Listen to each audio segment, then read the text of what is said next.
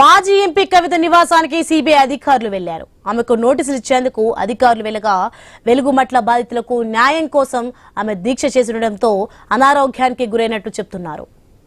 దీంతో ఆమె భర్త అనిల్ నోటీసులు తీసుకున్నారు. ఈ నెల 16న ఢిల్లీలో జరిగే విచారణకు రావాలని నోటీసులో తెలిపారు.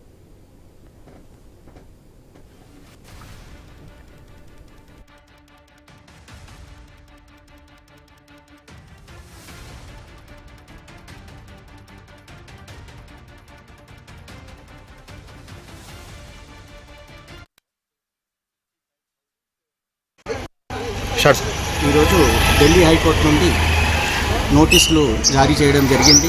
ఈరోజు కవిత మేడం గారికి సిబిఐ ఇన్వెస్టిగేషన్లో జరిగిన ఒక లిక్కర్ కేసులో తనకి మరియు ఇతర 23 మందికి కూడా అందరికీ కూడా ఈ యొక్క కేసు నుండి డిశ్చార్జ్ చేయడం జరిగింది. వారికి ప్రథమంగా మన అందరికీ తెలిసినట్లయితే ఎక్కడ కూడా వారు చేసిన ఆరోపణలే కానివ్వండి, వారు చేసిన అలిగేషన్సే కానివ్వండి, ఇన్వెస్టిగేషన్ మొత్తంలో కూడా ఎక్కడ కూడా వారు ప్రూవ్ చేయలేకపోయినారు. It's was all baseless allegations.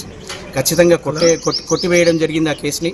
అది 23 మందికి కూడా ఈరోజు అక్విటల్ చేసి వారికి ఎటువంటి లయబిలిటీస్ కూడా ప్రూవ్ కాలేదని చెప్పేసి రోజ్ అవెన్యూ కోర్టు నుండి సిబిఐ కోర్టు నుండి మనకు వచ్చింది.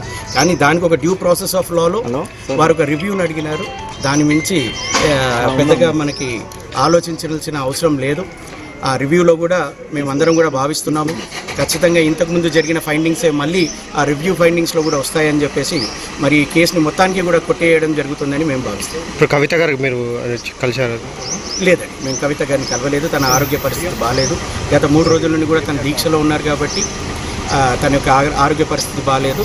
తన అంటే నోటీసులో ఎప్పుడు రమ్మని చెప్పి నోటీసులో మార్చి 16వ తారీఖు రోజు రమ్మని అన్నారు. సో ఆబ్వియస్లీ అక్కడ ఢిల్లీ నుండి మేడం గారి కౌన్సిల్ అటెండ్ అవుతారు.